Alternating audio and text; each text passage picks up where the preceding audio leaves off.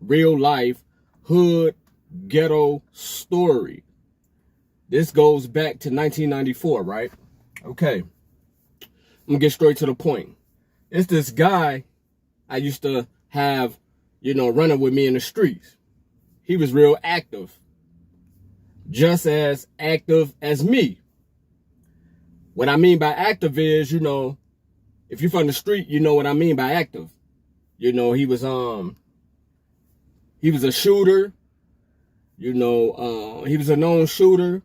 He did whatever came to the street to get money. He was a hustler, but he was a shooter, right?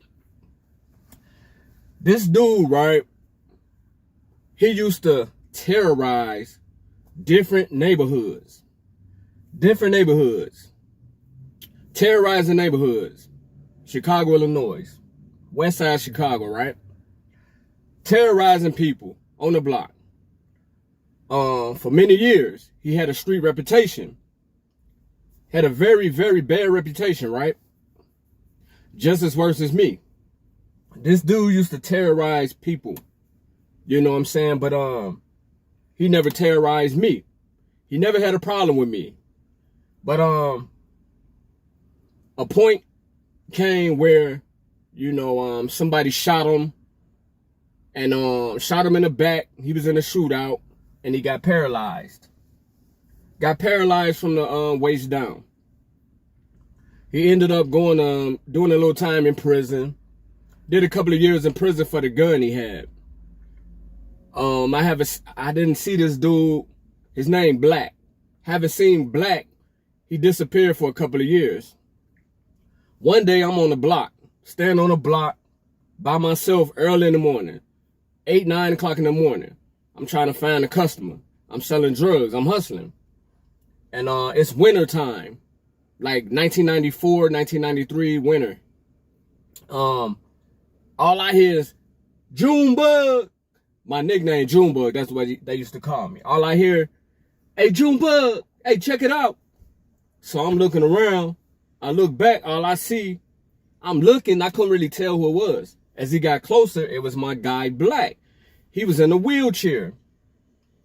And he was rolling the wheelchair. He was very, stocky up here because, being in that wheelchair.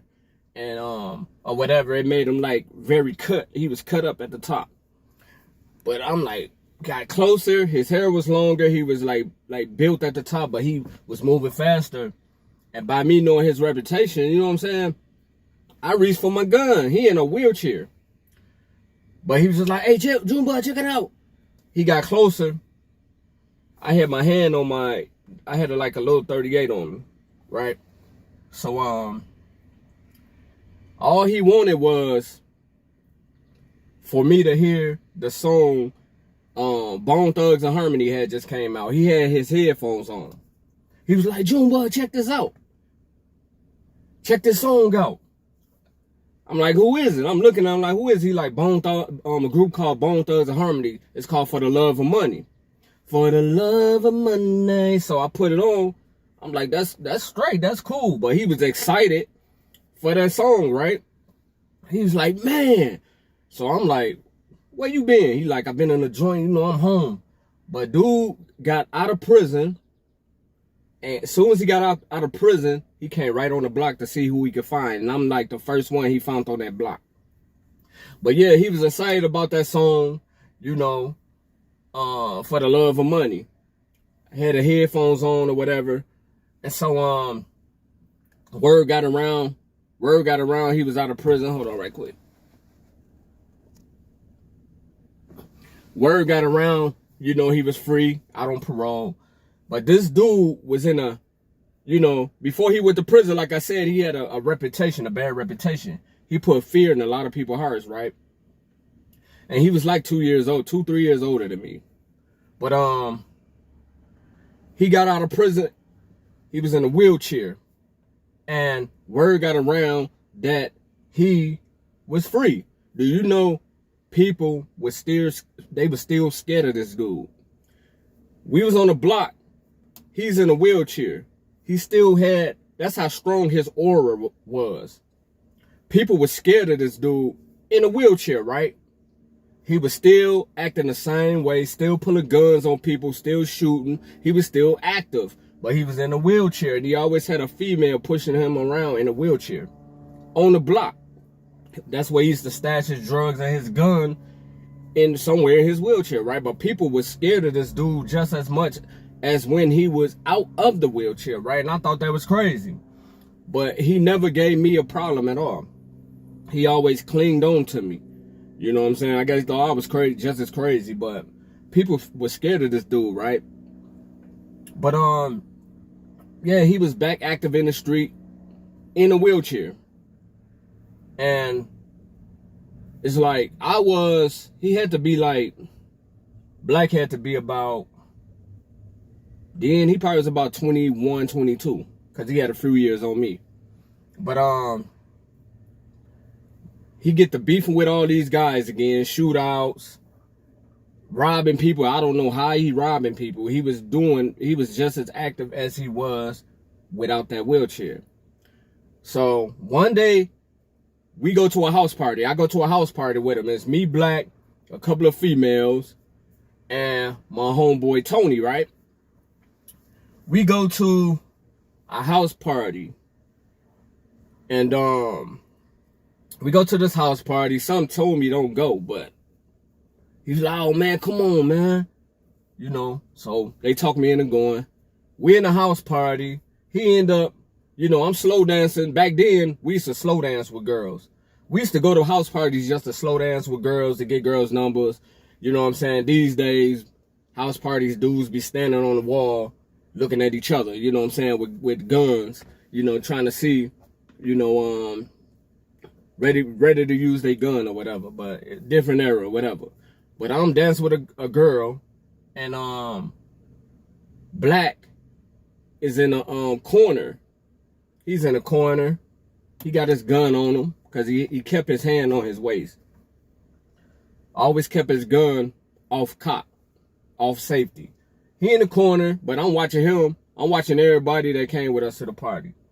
I'm slow dancing with a girl. Next thing you know, an argument break out. He done got in an argument with this dude, and the dude like really sitting there arguing with him.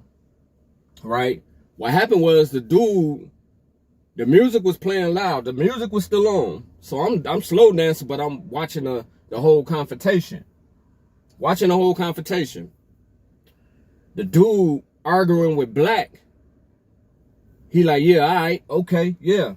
So what he did was walk around Black and pushed him out his wheelchair. Hold on.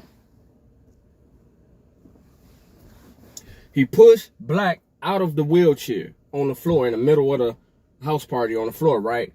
He didn't know Black had a gun on him. Black took the gun out and unloaded the clip. He shot him like, it was like 8 times. He shot him like 8 times close range while he was on the ground, laying on the ground. Shot the dude 8 times in front of everybody. You know what I'm saying? And I'm sitting there watching this, so we all run out the party. We leave Black right there, run out the party. One of the girls picked Black up, put him in a wheelchair. We run out the party or whatever, left the scene. Right now, Black is doing life without parole, and there's a dude dead behind something senseless, right? But that goes to show, you got some people in this world, they would never, ever, ever change. Whether they get shot, go to prison. I done seen dudes in the streets that I ran with. Hold on. Dudes that I ran with in the streets.